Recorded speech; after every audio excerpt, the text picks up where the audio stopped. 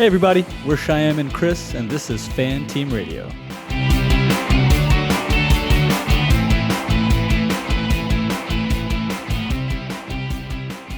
And we're back for the final race of the year after Abu Dhabi. Chris, what's up? Yeah, man, Formula One is finally over for the year. 24 long races this season with a bunch of sprints sprinkled in there, unfortunately. Yeah, no one cares about them. Stop doing them. But yeah, ultimately, this race was kind of like a formality, I would say. It was a pretty long reach for Ferrari, and the drivers' championship had already been wrapped up. So it was kind of a nice little race to give people the ending of the season. There was some kind of hot heads going into it, though, and another slew of penalties for the new race director. But all in all, I thought it was an okay race, and but it was more emotional wrapping up the season for a lot of these drivers. A couple people wrapping up their seasons or wrapping up with their teams.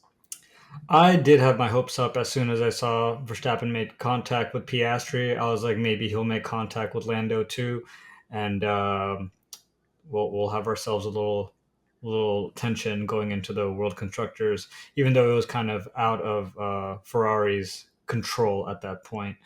Last race for a couple of race drivers altogether. Last race for a couple of drivers with their respective teams.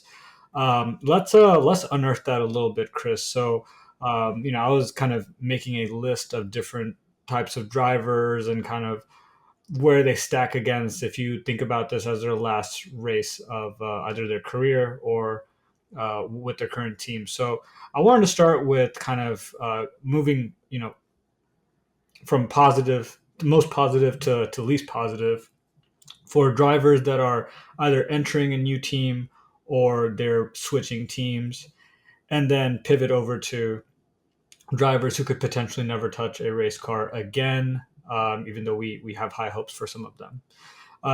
So let's start with the drivers that are moving teams as their first race. I think by and large, Lewis Hamilton put down the hammer in a Mercedes in a really impactful way. Starting at P16, didn't have the best qualifying session, but had a massive overtake in one of the final laps of the final, in one of the final turns of the final laps to secure P4 over Russ. And that was really special to see. He just wasn't gonna go down without a fight. And even though he didn't make podium, I thought that was an incredible drive from him. What are your thoughts there? Yay or nay? Yeah, I mean, honestly, it was nice to see Lewis actually, do a really good drive. It was very unfortunate what happened to him in quali. Like moments like that, like I feel like they're not talked about enough, or like I guess there's no real solution for them. But like him getting a bollard stuck under his car from, I think Nico Hulkenberg hit it, launched it into the middle of the track right as Lewis was coming around, and then all of a sudden he had a piece of plastic stuck under his car for his quality Do you lap. think the bollard should? I really don't understand the bollard method. Do you think they should be there? Like, what purpose do they serve other than? I thought the grass would serve a similar purpose, or gravel. Like, why? Uh, from my understanding, it's a visual aid for the drivers, so like if there's any kind of elevation change, they can see where the apex of the turn is, like coming from afar. I think that's the purpose of They should them. have freaking lasers for that, dude. Yeah, but yeah, like, or some other method that's not easily dislodged in causing debris on the track, because That's essentially debris on the track. Like if you think about, I just think the runoff section should be the only things, and of course the tires. If there are like areas where it's a tighter corner, that's to protect the audience and to protect the drivers and keep them inside the track. But these bollards are fucking stupid. Remember, I think the bollard was the undoing of Max Verstappen's whole season. I guess so, yeah. But it's just, it was one of those things that I was like, that's unfortunate. And then, there's no solution for it other than, going out at a different time and not having that Lasers, happen. man. Freaking Fucking lasers. laser sharks with laser beams. But Sharks yeah, with no. freaking laser beams. But yeah, P16 to P4 was a good race. It was great to watch him hunt down Russell in the last few laps, um, and to sort of see Toto cheering him on that he could do 14 seconds, or maybe it was GP, in 14 seconds, close that gap in the remaining laps, and watching him do that was great. So I'm sure that was good for him to end on a high like that for next season and to say goodbye to his team. Unfortunately, it wasn't a podium, but it was a close one from P16. So good showing from him. I was rooting for him. Glad he got Russell. Ended up finishing his time with Mercedes with Russell ahead of him in points overall. And he's actually only ever lost on a points race to one driver in his entire career as a teammate. So that's just goes to show you that he is one of the best. And he'll have a special place in my heart wherever he is. Okay, right after that, but just as impressive was Carlos Sainz finishing P3. People have taken a liking to Sainz. They've always taken a liking to Sainz. Probably one of the most favorited driver across the board on the grid. It was tough to see him in a situation where he could have been at a high stake team. But we'll talk about kind of his time at Williams in postseason testing later on this episode. Sainz finishing P3, just really, what a staple to the end of his career with Ferrari. Can't have any more praises for this guy than I've already given him. I think he's just an absolute Haas Haas in the Ferrari, and he'll probably be just as good going into Williams and boosting their ceiling. So, what did you make of Sainz's race today? He drove a pretty clean race. He was still several seconds behind Leclerc ultimately, but I think he put his head down and did whatever he could. Yeah, I mean, I was again glad to see him finish on the podium for his last race at Ferrari because it's been emotional for him. And unless Williams really pulls something out of the bag in the next year or two, he might not be standing on that podium ever again, just depending on how things shake out. That's sad to But think about. yeah, I mean, unfortunately, that's the reality. Like Formula One is already small as it is, and the amount of cars that are fit to put people on podiums are even fewer. So it's just the rough world of F1. So, but yeah, Sainz finishing it off. I don't think he would be losing his seat at Ferrari if it wasn't for Lewis Hamilton, like someone of that caliber who's bringing more than just racecraft. There's so much more to this deal than that. And so while he understands and the world understands, Sainz is obviously a loss for the team. And I wish he could have kept going because it is what it is. But it does seem like they still have all this backing behind Charles. It'll be interesting to see that dynamic next year. But it was a high note for Sainz to end on, and I'm going to be watching his career closely no matter where he goes because he's the real deal. It's a shame that Aston Martin and Red Bull couldn't make place for him. You think a driver like that, and when the news first broke, Chris, we were still very early on in the season, and you and I both had kind of this, played this musical chair in our head about where he's going to go, and you and I both, were expecting Red Bull or Aston Martin to open up their doors to him, especially with Aston Martin taking on someone like Adrian Newey and just what it would have meant to have a Spanish lineup. But the situation there we've talked ad nauseum, and the situation with Red Bull was very finicky, just given the past between Sainz and the organization. Even though I think the organization's just swallowed their pride and took him on, and they're left with Checo. As the season kind of transpired, we saw how ridiculous that indecision became on those two teams, given that Perez is essentially the reason why Red Bull couldn't even compete for the constructors, and that Lance Stroll is a fucking thumb out there. But here we are, right? Sainz is with Williams. Your point to where it might be his final podium, it really does hit hard. But I have high hopes for the guy, and excited to see him in blue. Let's go down to Hulkenberg. He finishes P8 again, very consistent with what he's been doing all season. He just really has put this team in a position to not be a mockery anymore, right? I think I'm not. That's no shade towards K Mag, who I'll talk about in just a moment. But Hulk finishing P8 again, just a great illustration of what he's done this whole year. Just a steady pair of hands, and in the right machine, he'll put it where, you know, uh, either where it needs to be or better than expected. What did you think about Hulk? Yeah, I mean, Hulk is just one of those guys that's always going to be performing at a high level. He's really fast, and he's one of those guys that would be podium a lot if he was in, the Ferrari or the Red Bull. Unfortunately, I don't think the Haas You quite really has think the. so? I absolutely do. I think that he has the talent, the speed, and the ability. I probably, in my mind, put him up somewhere with like Botas, like in terms of like, one lap pace. And I think that if he was at a top team, he would, have probably in the similar vein of like Danny Rick or Valtteri Bottas, like somewhere in the range of like 4 to 8 wins or something like that over the course of his career. But Doesn't he hold the that, record for not ever having a podium place in his whole yeah, career? yeah, but Oof, that's has rough. he ever been in a car to give him a podium? I I mean, don't he was know. in that Renault and with Danny Rick. I guess so. Maybe I'm wrong about it, but like he's got a fire under him, and he's always consistently outperforming in that car. He was taking it to places that it shouldn't be, and consistently getting points in it.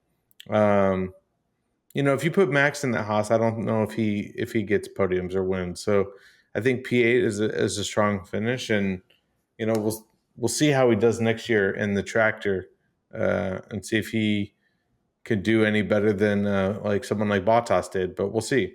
Um, Hmm. but ultimately, good showing from him. I think he's going to regret this move to Audi unless Mattia has some magic under his sleeve for when the team finally takes over. But there's all these rumors and rumblings that the project's not even like a priority for them anymore, and I just don't have high hopes for the that team figuring I themselves mean, out. once Audi sees how much it costs to keep a F1 team up, it's going to become a priority very quickly.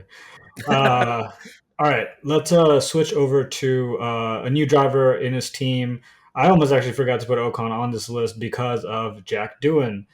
Starts off the race fairly well, in my opinion. I think it's a one-stop strategy by and large for most teams, and I think when the first set of tire changes started coming along, he was I think he was in P10 at one point. But he finishes the race at P15.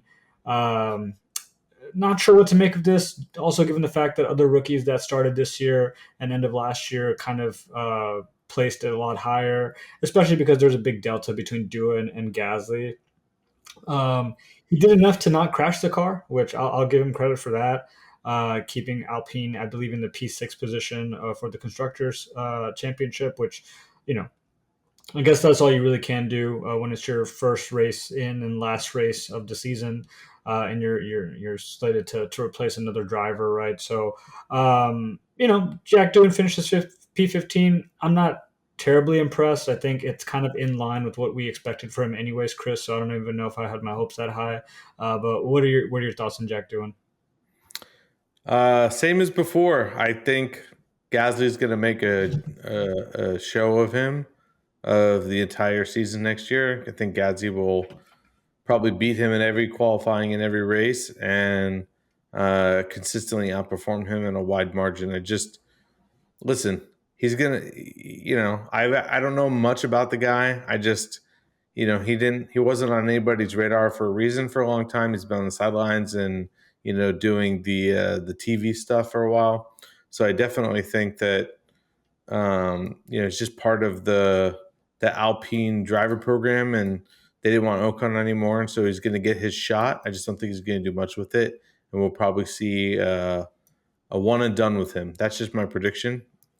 We'll see if he changes my mind. Harsh predictions from Chris. Okay, let's switch now to drivers that are having their either their last season or was perceived to be their last season with any team in F1 right now. So I'll start off with I guess the unfortunately the person who did the best in that category for me was Zhou Guan Yu. He finishes P14, right above Jack Doohan. Kind of a drop off from his race in Qatar, but it's a lackluster performance, to say the least. But the rumors are he's going to be slated in as a reserve driver at Ferrari. I'm not sure how close they are to finalizing that kind of a contract for Joe, but finishes P14. Don't really have a whole lot to say. I wish he got a little bit more out of that car, especially with some of the retirements that have to happen this race. What are your thoughts on Joe? Yeah, I mean, Joe is one of those guys that I think he's a capable driver, no more than a midfield driver though, and I do think that was probably his last race in Formula One. I really don't know what I know. He's big in China, and especially like in the fashion world and other things like that, but I don't know how much he's actually bringing to the table. I don't know how much merchandise he's actually selling and other things. And I don't think his driving prowess is enough to lure him to another team. And I don't think his like on track marketability is enough to overlook that for like a midfield team. So I think by the time there is a seat for Joe somewhere, there will be another young, new, up and coming driver who will outvalue him in terms of potential or marketability. It just, it's the unfortunate nature of sports like this. And, maybe he'll be able to find himself a seat in a different race category, Formula E or IndyCar or, whatever he wants to do. But I think his time in F1 is done unless he gets that reserve driver seat. But Yeah, I think you make a good point. I think the point I would make on top of that is even though there might not be a big on-screen market or sorry on-track marketability with him, I think his off-track marketability with a team that doesn't really need the money like that will help in a team like Ferrari. So even though on-track presence isn't really going to be something that a mid-tier team is going to look after, having him as a 1 year reserve driver in Ferrari could test the waters to open up that business more in popularity in China. Also, because there's not really any other Chinese presence on the track. I mean, Ferrari is already like a huge, brand in terms of like high class fashion, elite level, brand, and having Lewis Hamilton and, to handle the majority of the Western world, and then Joe to be a part of Ferrari in the China world. Like, I think that could elevate the Ferrari brand worldwide even more than it already is. So maybe that is a good move for them for the marketability of those two guys to like really make Ferrari as sexy as possible, even as more than it already is. So I wouldn't be surprised if he ends up there. I don't know the rules. Are teams allowed to have more than one reserve driver, or is it an Yeah, official? I think they could have a stable of drivers, and just have one kind of just travel with the team, and then probably slot in other ones. They have to have like the ability to switch around drivers. Sure. Colapinto, right after Joe, Colapinto is without a seat for next year. Again, a hot commodity, or in my kind of view, a flash in the pan for the time that he was at Williams in his first few races. Then it kind of all just went downhill, and the crashes really piled up on him, and the dollar amount associated with those crashes.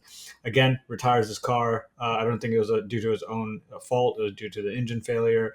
But we talked about this in our last episode where Williams has just been kind of digging their hands deep into next year's pockets, and it's potentially going to bite them in the rear when it comes to 2025. Retires his car. Do you think he has a drive going into next year? Do you think other teams would want to pick him up outside of Williams, even at a price tag attached to him? Yeah, I don't think he's going to have a seat for next year. And it's one of those things that all these hiccups could stutter his career permanently just because of how few seats there are. Having another team come in maybe opens up some potential. And like you mentioned last episode, we have so many rookies coming in next year that there's going to be a few. that are non-impressive, and maybe Colapinto can do another repeat of this year and slot in for the second half of the year and sort of see what happens. I think that's his best shot, just because he came in as a flash in the pan. He had a lot of eyes on him early, and then he had a few crashes, and then just by you know just because he's in a Williams, he's not going to be fighting for podiums and things like that. And so he just kind of gets forget about, and the crashes and the mistakes are the things that will stand out.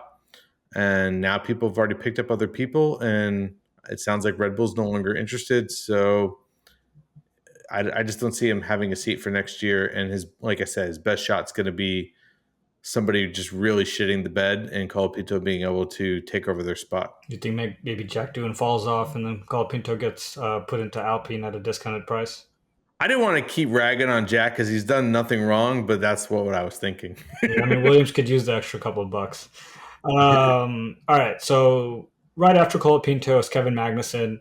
Finishes P16, has that run in with Valtteri, which pretty much messes up his any any chance he had of finishing in the top 12 or top 10. I think this was another lackluster performance for K Mag. Kind of a shame that he had to finish off his career like that. I personally don't think he'll get another seat in Formula One ever again, but he has signed a contract to do, I think, the BMW series. So good to see that he's still going to be on a track somewhere. I think he has a lot of talent still. Would actually tune into a couple of those races to see how he's doing there next season. But just kind of a disappointing way to finish off his career in F1. Any thoughts on K Mag and his race? Yeah, I'm just really disappointed that he didn't go bowling and take his 0 penalty points to the max and take a bunch of people out. It just really shake things up. If you would have taken that Lando Norris, I would have been buying K Mag merch left and right. Absolutely, yeah. Like it is what it is. Like K Mag, obviously, he's got a wife and kids, and it was his last race, and pretty much wasn't a whole ton to fight for other than just to like ride and enjoy being in an F1 car for the last time. And he already has his contract for next year in the BMW series. So, and he got that sweet message from his wife over the radio, welcome home to the family and everything like that, which was great. But yeah, I think his time has just been done for a little bit, and no fault of his own. He's had a long career in the sport. I think 10 years in F1, and while it's not a great finish, not everyone can finish in the top 10, and there's already a lot of guys up there. So, it is what it is, and happy to have him in the sport, and we'll watch his career. I wish his wife's message was early on, being like, "We should go bowling." Yeah, let's go bowling. Let's take Lando to the bowling alley. Yeah. All right. Now to the bottom two. Perez spins out, retires his car. He will appear again later in our later segments, but I don't have a whole lot to say on this one. Apparently, his dad was really mad that the story got leaked that he could potentially be ousted from Red Bull or put into like an ambassador role, effectively making him not a driver anymore, but still adhering to his contract terms. Shit race. Shit season. Honestly, it's so weird. The last two races, I believe it was the last race, I feel like Checo was like retired for like seemingly no reason. He's like, we got hit and we spun and then we lost power. And I was like, did you, or did the team just say, get the hell out of the car before you damage it? I don't know. It just feels like he's retired so easily the last couple of races. He's basically made no points. I don't know what to make of the whole dad situation other than, obviously he loves his kid and he wants his contract, and there's some shenanigans afoot potentially, but I hope it's his last time in that car, man, just because, I know we're going to talk about Zach Brown in a minute, but if there was a competent driver in that other car, let's face it, Red Bull would have probably been Constructors Championship a long time ago. So I don't know what to say about Perez Yeah, other than nothing that we haven't said already. But yeah. what I will say is as consistent as it has been this whole season for Checo. All right, and the last one on my list, and I know you might not agree with this one, but Valtteri runs into K Mag and takes a really deep lunge into, I forgot which turn it was, but he locked up essentially and ran right into the side of Magnussen. Had to retire his car completely. Um, Great guy, great effort, great Instagrammer, terrible race, terrible season, and a very, very disappointing way to leave the grid. Yeah, I mean, honestly, I think Valtteri's been kind of checked out of the Kicksauber team. I'm sure he's a little disgruntled with how the ending of his career happened, and he even publicly said that joining the team was a mistake. That if he had a time machine, that he would have went somewhere else. So I think you know, I don't know if he had a I, whole lot of choice. I think he had. If I were, it's been a few years now, but I think Williams was an option, and potentially Alpine was an option back then. It was an outside chance, but I think he could have chosen between Yeah, you're Williams. right. I guess it would have been him instead of Logan Sargent in that situation, and he would have just had to accept taking a step back into Williams and potentially as a D2 driver to Alex, and he just chose to be quote unquote D1 or I guess D1 against Joe at I mean, Sauber. back at that time, it was still Alfa Romeo, and you know the Audi team was gonna be taking over, and all this was already known. I don't really blame him. I'm sure everybody was talking like in behind closed doors. I'm sure everybody was hyping up the fact that Audi was coming in. There was going to be some cash injection. There's going to be all this new stuff. Kick Sauber was coming in, big sponsor, you know, and there was probably all this potential, and then it just kind of went nowhere. Um, so I just don't really feel like he's been mentally all there in the races in the sport. Um, I guess it's very hard to gracefully exit from F1 for most drivers. Yeah, it's been kind of weird. Like I know we already talked about Hamilton, but Lewis Hamilton had a better send off from Mercedes than most guys have had from the sport. I mean, Lewis isn't even leaving F1, and he had his own little spot on the grid for him to park his car and do donuts just just to celebrate his last race with Mercedes. And Danny Rick didn't even get any pomp and circumstance in Singapore, and none of these other drivers got any sort of send off. But Lewis gets a send off. He's not even leaving. That It that's was a how little, that's how teams should treat their drivers, yeah. I don't understand. except for Logan Sargent Well, and let's Nick face it, Logan. DeFries. Who is Nick DeVries? I don't even know. But yeah, I don't understand. Someone like Bottas has been in this sport just as long. He's accomplished a ton, and like nobody gives a shit that he's leaving. I mean, a lot of people do care, but apparently nobody in the paddock. He's So it's a definitely little weird. he's definitely the indie fans, like not Indianapolis 500, but like the indie kind of hippie.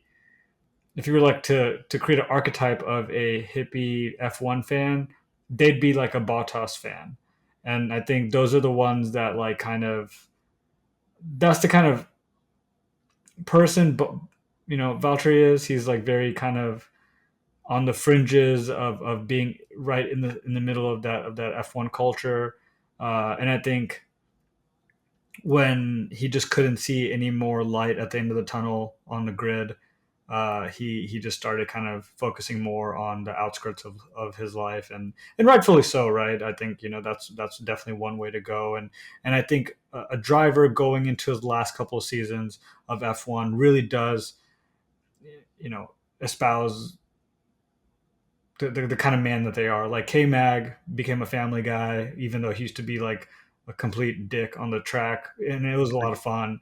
Perez, again, family guy, just kind of becoming more and more of a hermit as the days pass. Botas, not he has a great life with his girlfriend, and his girlfriend's an accomplished athlete herself, so he's kind of leaning into that more. Joe is not. I don't think he's a married guy, but he's kind of him and Colapinto kind of have a similar track where they're just gonna go do their thing. As really humanize these guys. Where if they're in the prime of their career, we only see them as that, right? And as soon as the sun starts to set a little bit on them, you can start kind of seeing what kind of people that they are and what their personal lives, how much their personal lives, kind of affect them. So. I won't harp on this too much more, Chris, because I know we got a couple more things to talk about. But I think these are going to be how we remember these final races for these drivers. I'm going to make a call here and say that this isn't Bottas's last race. Of course you are. I mean, I just don't think it is. We're going to have 2 extra seats open. Some of these rookies are going to be a mistake, and Bottas is going to be hanging around. Either he's going to find his way into a seat next year because of the 1 seat that's open, or he's going to, pull Colapinto and take over halfway through the season or in 2026. But we'll see what happens. I mean, I just don't. I'm going to agree with you. I don't think Bottas is going to be, winning races or podiums that much anytime soon. He's kind of at the end of his career, but I still think he has a little bit more to offer than some of these other guys. But Lance Stroll. Anyways, we'll move on. All right, McLaren. They get their constructors.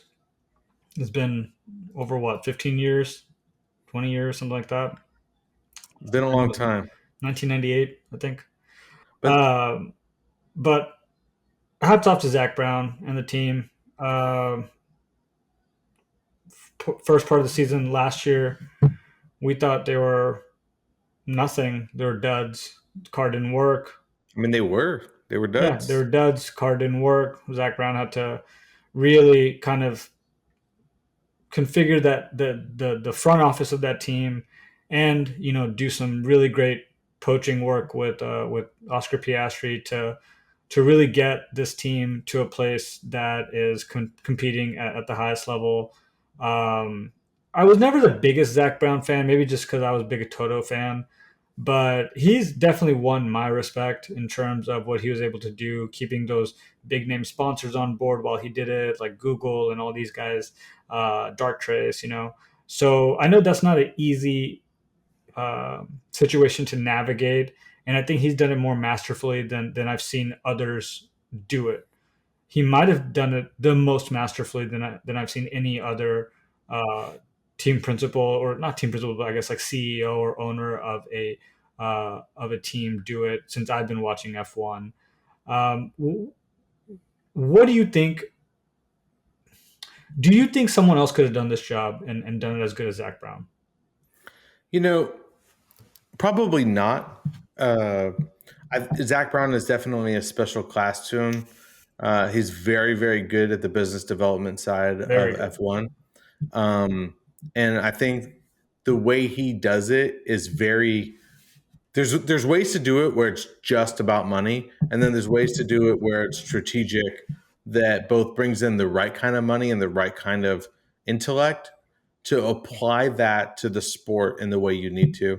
And I think that he's very good at doing that. And he brought in the right people, and they had a trajectory to perform, and they were ahead of that trajectory. Now, like I said, I think that they're probably more in line with their projections than they think, because they're ahead of them, but I think they're ahead of them because their competitors made some mistakes. Because I don't think that they would have won. I don't think they would have won the championship if it had been anybody other than Checo in that seat, or there's other bad drivers, but Checo literally didn't score points in the last 10 races. It's freaking insane. But that being said, hats off to them. Just like you said, they really turned around the car mid last year. It does suck that I wish we could have, as much as I love Oscar and I want Oscar to be the guy in that seat, I wish we could have seen Danny in this version of the car just to see if he had the ability in him in a race-winning car. But they did a really good job, and they're very much poised to be the front runners next season, just depending on how things shake up a little bit. We're at the end of the regulation, so there's probably not going to be too many crazy changes. So there's going to be very similar cars to what we see today. But, I have high hopes for Ferrari and McLaren. with a little bit of Red Bull sprinkled in there too. This leads me to my next point. So I'll ask you this actually, I wrote it out in one way, but I'll flip it actually on you and ask you in another way. So you already saw Lewis kind of making himself at home already in the Ferrari unit. I think right after the race happened, he kind of, gave all the praises to his team, hung out with his team for a bit, and then immediately headed to the Ferrari camp to kind of dap up Carlos Sainz, make sure that he was already making himself present in that space. Um, do you think he's going to pull off a season closer akin to Schumacher, where he takes over the team, literally sits in a garage with them and tweaks the hell out of the I guess the final details of that car to make it a dominant race over race competitor? Do you think he'll be more akin to Kimi Raikkonen, where he wins one championship, Ferrari's last championship, and just kind of retires afterwards, or maybe even I know Kimi went over to Alfa Romeo, but in essence, just the one win season, which all he'll actually need to become an 8-time champ, or do you think it'll be another repeat of what Ferrari did with Alonso, where there's a lot of promise, but just not enough to deliver another chip? If you were to predict where Lewis Hamilton will slot in amongst those three tracks of drivers, where do you think is gonna end up? For 2025 specifically, I'm gonna windmill slam dunk Schumacher. I'm gonna say that I'm gonna say Lewis Hamilton's gonna have that new job honeymoon period, and he's gonna get this new fire under him. He wants his eighth championship, and I think that we're gonna see that Lewis that's like the first to the paddock, the last to leave the paddock, and he's gonna be sitting there working with the engineers, sitting there with Fred Visser, sitting with the car, and trying to see what happens.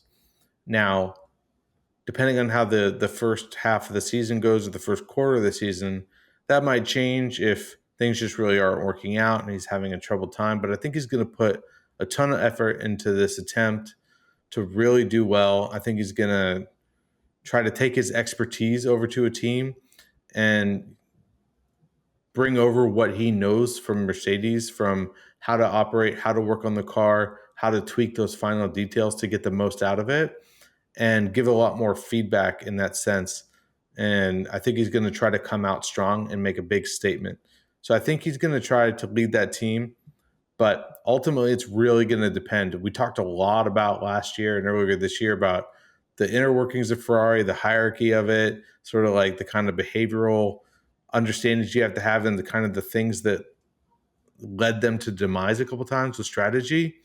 That's changed a little bit with Fred behind the helm, but we still don't know how the dynamic is going to shake out between Lewis and Charles, who's D1, who's D2, if there aren't any preferences until, points are determined. We'll see, but I think Lewis is going to give it his all and really try to take over the team and really try to win that A championship. That's just my prediction. I get where you're coming from. I don't disagree with you totally. I think it's going to be more akin in 2025. It's going to be more akin to Alonso, where I think there's a lot of promise. I think there's still a lot of work that needs to be done. And this isn't really a Ferrari thing. I think it's also a McLaren's improvement. And then you just don't know what Red Bull is capable of, because we're not talking about the Constructors' Championship here. We're talking about the actual WDC. So if it's still left up to Max, I think he still has enough just pure talent to keep that car in contention to be P1 throughout the entire season. So I think in 2025, it might be more akin to Alonso's seasons at Ferrari, where it's very promising, but just missing something. But I think because of the work that Lewis is going to put in, and I totally agree with you here, Chris, is that he's going to be in that paddock. He's going to be there after hours. He's going to be really close to his engineers to make sure that his car is at a place. And I think, iron sharpens iron, iron sharpens iron. So in this situation, him and Leclerc, I don't think they have the temperament. Well, they'll be adversarial. I think they would be more constructive in terms of making each other better.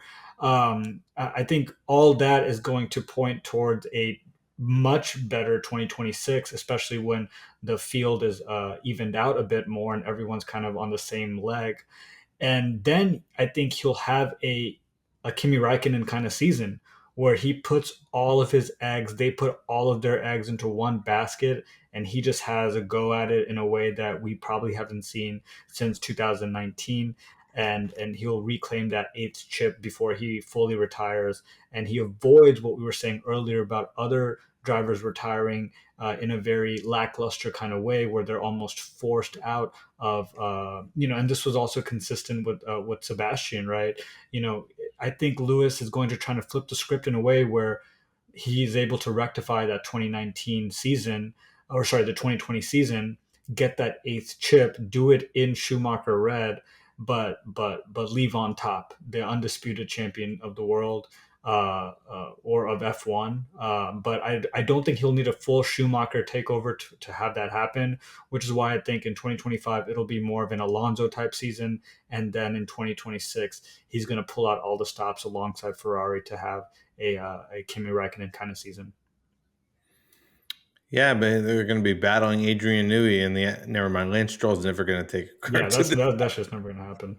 But yeah, no, yeah, I'm excited. I'm excited to see what happens with Lewis and Ferrari. I do agree with you that maybe the McLarens are a little bit hotter. It just sort of seems like the Ferrari is on the up and up, and that they are making less mistakes as a team, and they're constantly improving the car. I mean, Charles and Sainz weren't strangers to the podium this season and or race wins. So I think it's going to be a great race. The only thing, and I'll agree with you, you touched on this a second ago, is that I do think that Max has an advantage overall with, depending on who his teammate is, Max is going to be winning the majority of the races for Red Bull. And the other teams are probably going to be battling and trading wins. And so by default, just with the amount of points being shared and split, I think Max might end up winning the WDC again, just because it's like him winning races versus the other two guys trading places. We'll see what happens, though. Yeah, I mean that's definitely a very realistic and scary thought that could happen. All right, let's talk about postseason testing. It's definitely something that I didn't get a chance to watch, but I kind of interpreted the timings after the fact, and just kind of based on what those are reading. I kind of want to go through the list with you, Chris, and kind of just get your really early thoughts. So a couple of ones that stood out to me. I won't go through all of them. Um, and this looks like it's on your list as well. Signs in P2. What do you got to say about that? Yeah, I mean, that was it was pretty crazy to see, just because there is a lot of rookies in this mix, but there are a couple of legit people in here, and I don't know exactly what people are testing in the postseason test, whether they're switching parts or they're trying new crazy setups, or what it is they're specifically trying to accomplish. But Sainz's lap time in the Williams for a car he's never driven before, he doesn't know the button layouts, he doesn't know everything. You're trying to learn a whole new car. Was akin, very close to what Lando's Q1 time was, or what any of the top drivers Q1 qualifying times were.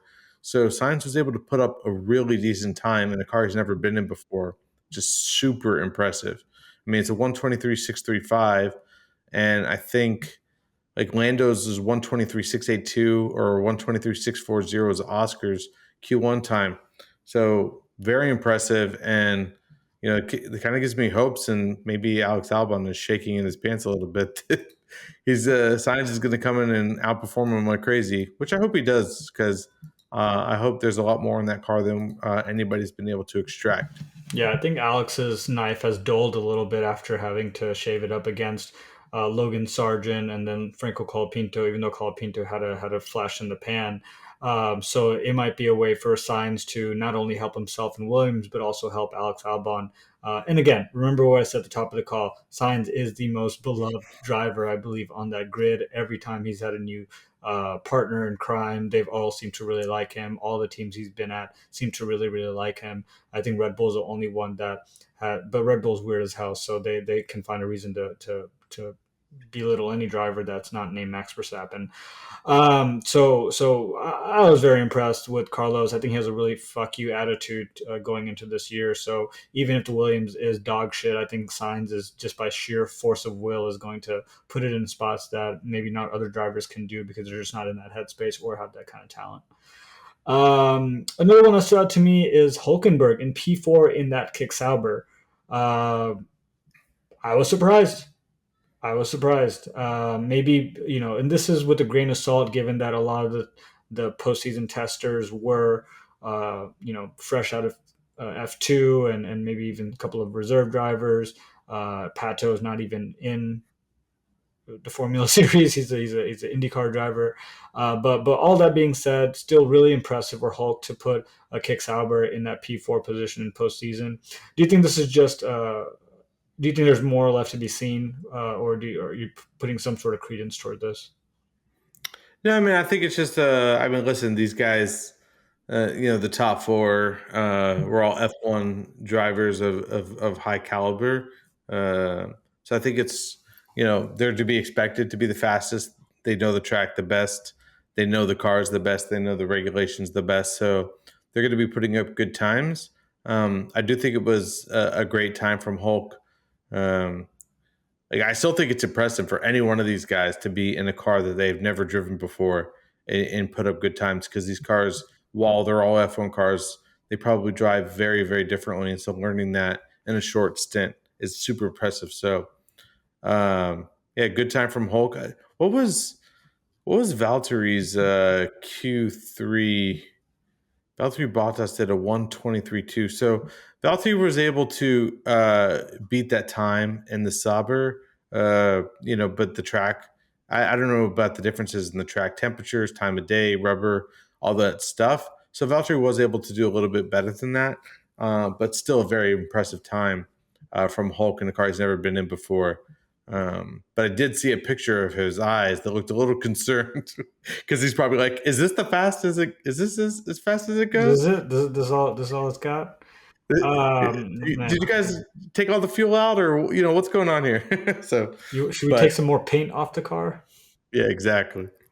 All right, let's go to P5 and P7. So Kimi Antonelli and Pato Award, respectively.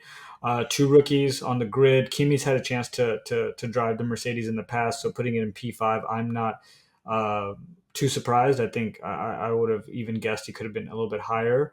But an impressive outing for Kimi. But more impressive is Pato putting it in P7. Big IndyCar driver for McLaren, but to switch over and do so well within a F1 car. Show shades of Fernando Alonso. Any thoughts on these two guys?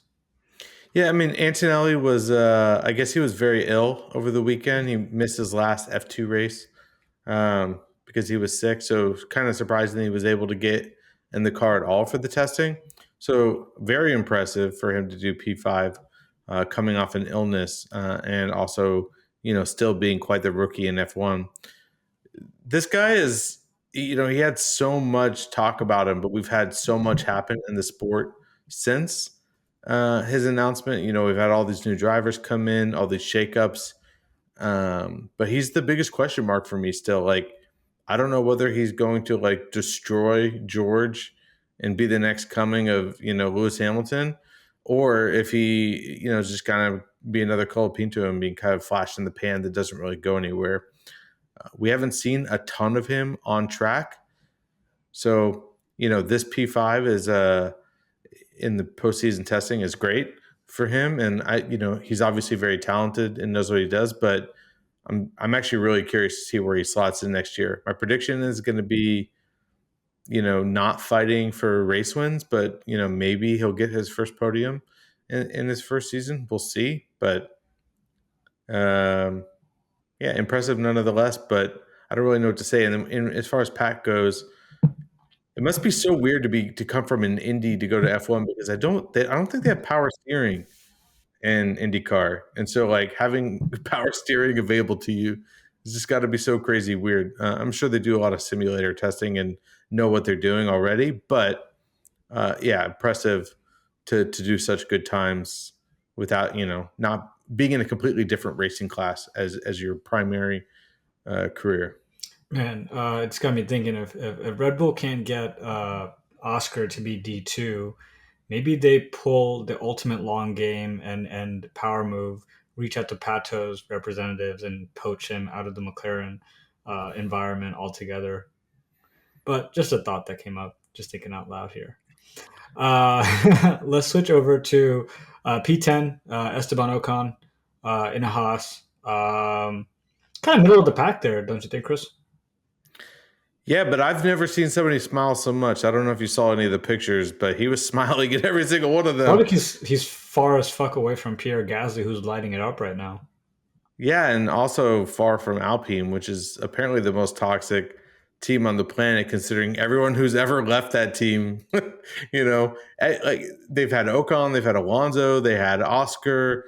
Who was the team principal? Like they've lost so many people, and everyone always seems to be happy to get out of that organization, except for Pierre. He's having the time of his life. So, yeah, a little middle of the pack.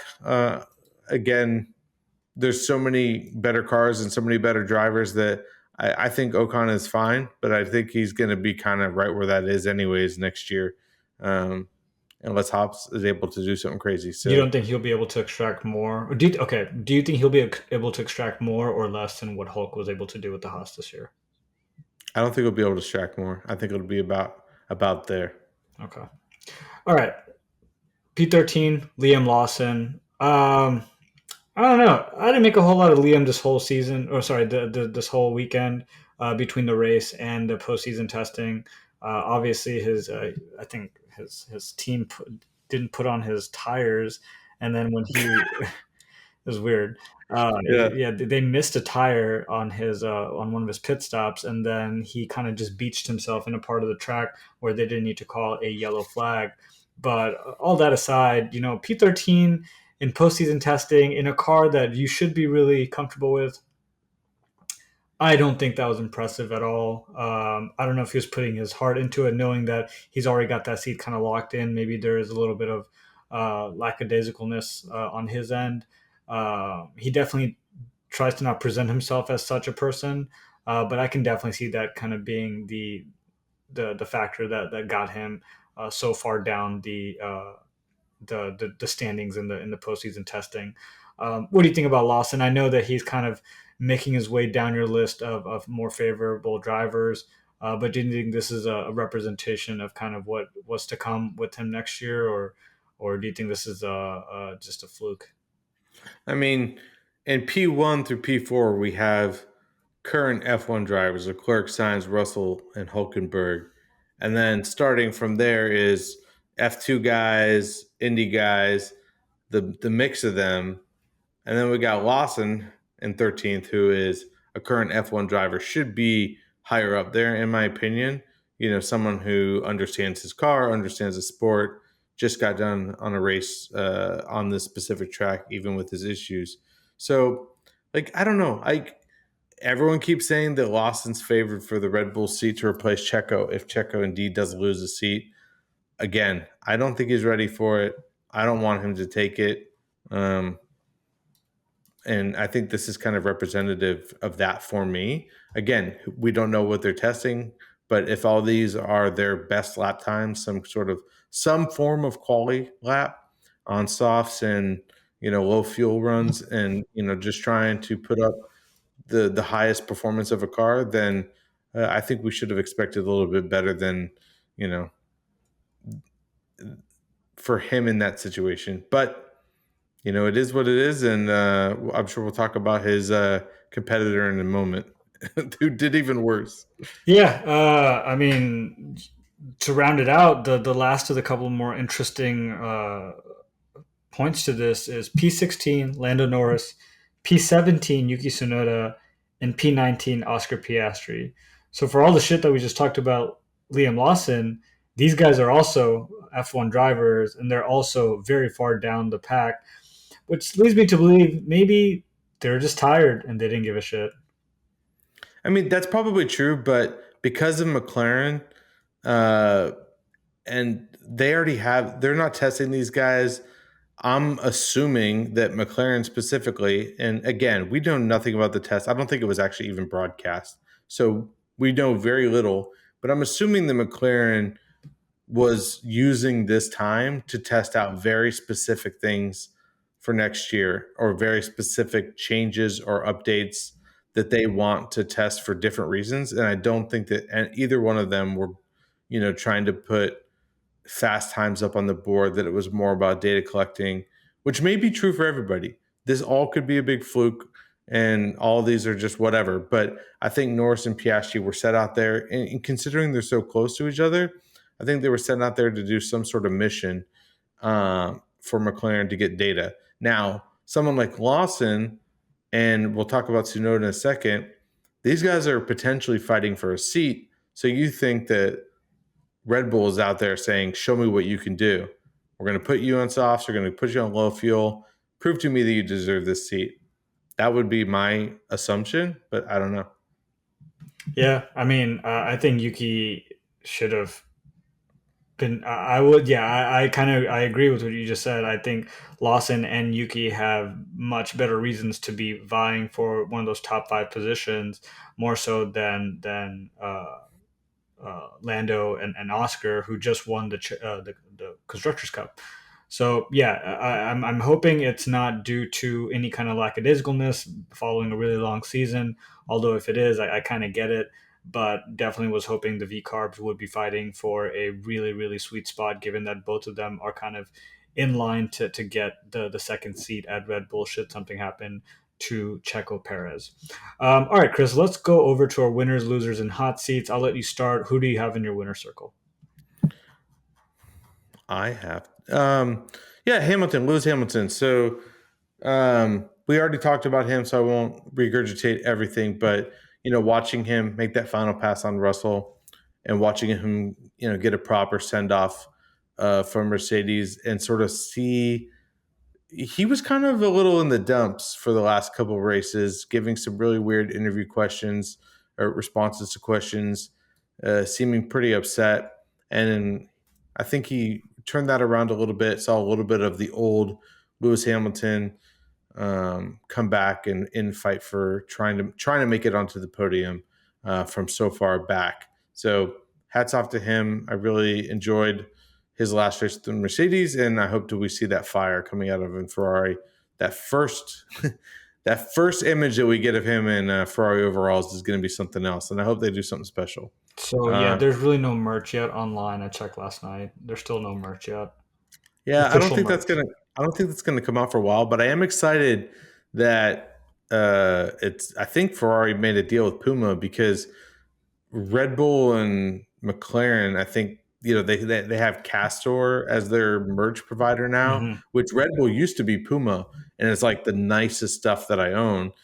And Castor is like the worst, and it just falls apart after like one wash. So I will definitely be buying some LH Ferrari merch, that's for sure. And then I have Lando Norris, because he's learned a lot this season, as much as like there's been a little ups and downs with him, and you and I both have had our qualms with Mr. Norris. That he definitely seems he's matured from being able to keep that P1 position, and build a gap, and then manage the tires, and just kind of bring it home without the mistakes. So I think he called it that next year is going to be his year. That might be a little cocky in my opinion, but I think he now has the ability to potentially fight for those race wins with making less mistakes. So I just think, as much as like Sainz was showing signs of being able to keep pace with him, and potentially, get on his butt and get that DRS going, Lando was just able to sort of manage that and keep out of his reach the entire race. So, kind of hats off to him for being able to do it, and just slamming the door shut on the constructors' titles pretty decisively. I mean, you predicted last week the double podium for Ferrari. It just still wasn't enough, unfortunately. Yeah. Oh, my winners. Lewis Hamilton. This man can do no wrong in my eyes. I'm so glad that he was able to leave at a decently high note on on a track that's caused him so much pain in the past. Zach Brown, I'm gonna again double tip my hat to him, give him his flowers. I think he was the mastermind behind all of this. And when he poached Oscar from Alpine initially, I just thought it was a kind of a good move in a vacuum. I didn't realize it was going to have such resonance. Him, creating a committee essentially with Andrea Stella leading them all. That was an excellent plan. This is all kind of to say that Zach Brown is the right man for the job there. Even though when I first started watching the sport, I wasn't as sold on him as I was on some of the other owners and TPs across the grid. And then Alpine, I think Alpine did a fantastic job in keeping their position in the Constructors' Cup. I believe it's P6, right, Chris? If I'm not mistaken. They were able to. Yeah. Let me just quickly check.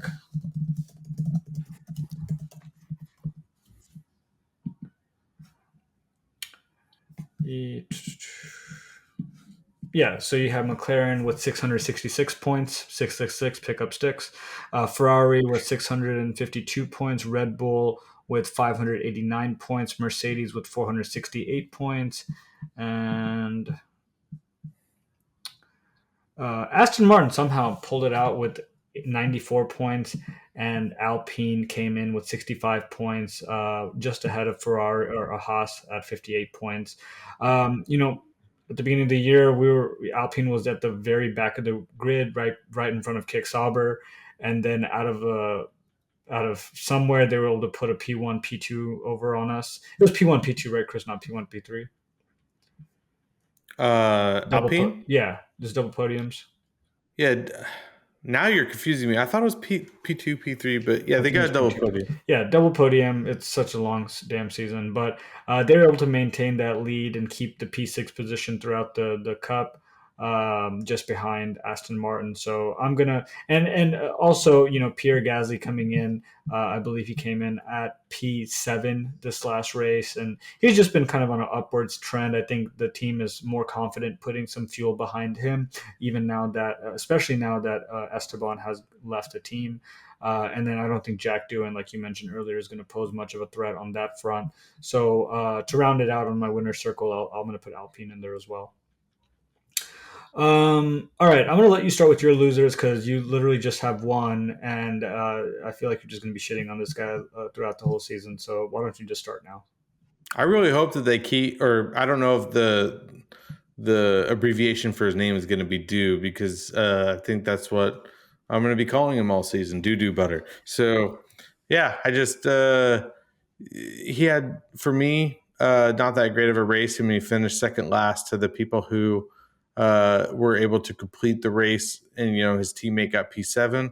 So there's such a huge gap between them, and I think, like I said, that's going to be the rest of the season. I mean,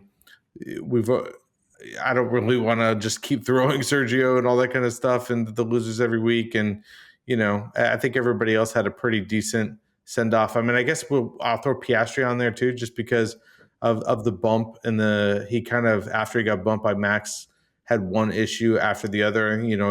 I think he rear-ended Colapinto, which is what caused his DNF, and had to change his wing and whatnot. So unlucky for Piastri, but ultimately still had a finished in the points. But just for me, Jack Doohan just didn't have a great showing. Kind of weird to throw someone into the fire at the last race of the season without giving him a proper ramp up. But for me, I don't think he's going to go anywhere. Okay. So typically this is going to be the first time that I'm going to put everyone that retired their car as a loser.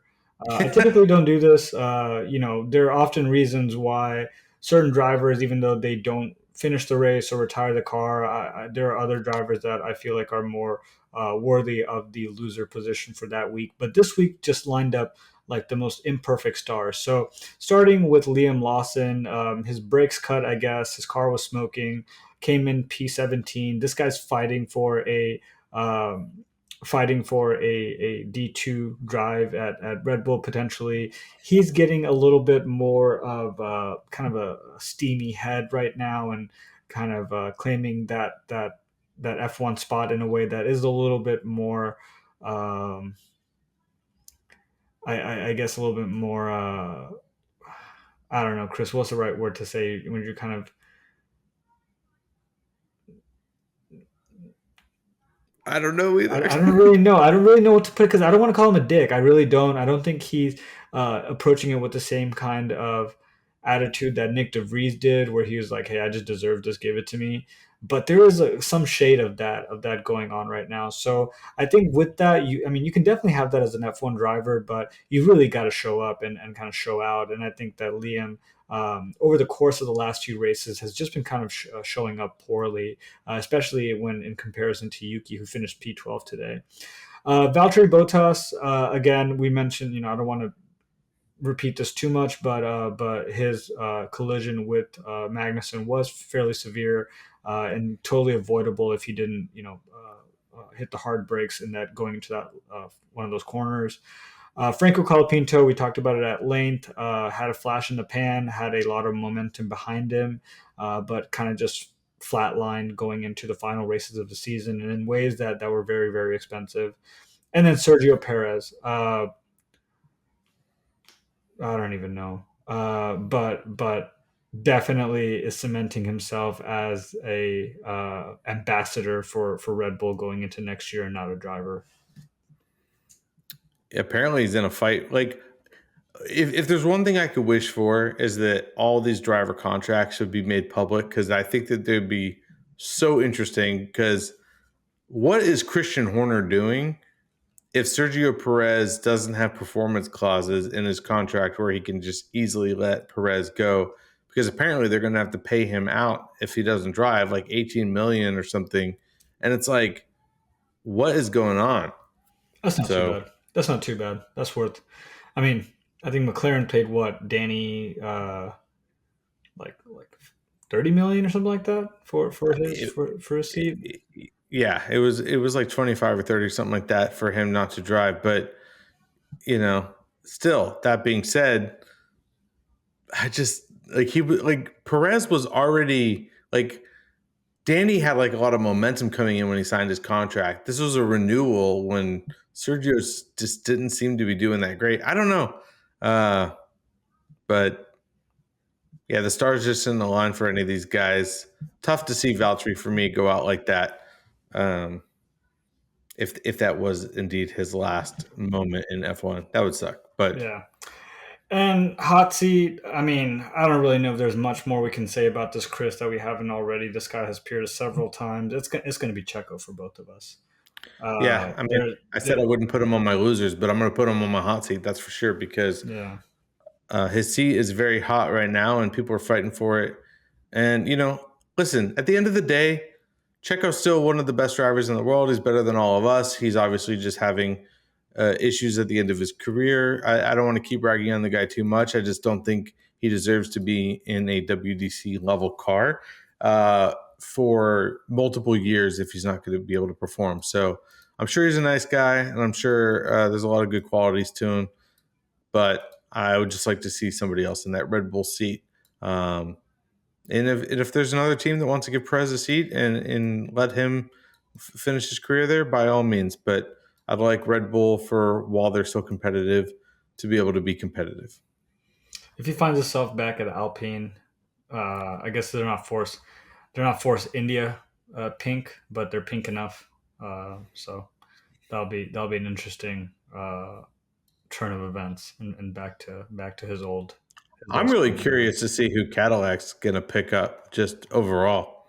But I mean that's a story for another day. yep, But that brings us to the end of our season, Chris. It was an exciting one. It was another one in the books. I think it's going to be a good harbinger of change going into 2015 and then eventually into 2016, especially with all the new blood that's going to be on the grid, all the new shifts in management, and I think we're kind of set up really well to have um, an interesting 2015. I don't know if it's going to be exciting as this year was, as it was last year for primarily Red Bull fans. But I am excited to see Lewis Hamilton in a new team. I'm excited to see what Carlos Sainz can do with Williams.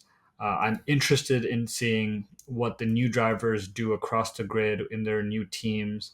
And I'm interested to see if the offseason does allow certain teams to make headway into their development and really create a gap between because as close as the front end teams were, the back end teams were just as close. So there is a level of parity that is reaching in F1 that I would be interested to kind of dig into a little bit more. But yeah, I guess my excitement and my interest are kind of split in two here across different storylines on the grid. Yeah, it's definitely going to be exciting. I didn't realize I was back at CAA with you in my first year. You said 2015. I was like 10 years ago, baby. Yeah, Oh, I mean, sorry, 2025. Sorry. I was. Yeah, I it's know. been I a know. long We season. want It's to. been a long I know we season. want to be younger, Cheyenne. I know we're getting a little up there. So, but yeah, no, I'm excited, and I'm to be honest with you, I'm excited to see Australia be the season opener again. It's such a good race, and it always has some craziness go on. And for them to be able to do that in their first time out in their cars is going to be an interesting one. So, man, we don't even have that long. We're going to be season February 18th is the launch event for all the cars, the joint launch event, and then preseason testing is February 26th through 28th. So we only got like 3 months before F1 starts up again. So we'll be back before you know it. We'll be back before you know it. But until then, bye everybody. Enjoy the break. See you next season.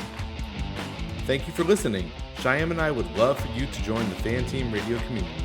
So please like, subscribe, or follow on your platform of choice, and we'll see you next time.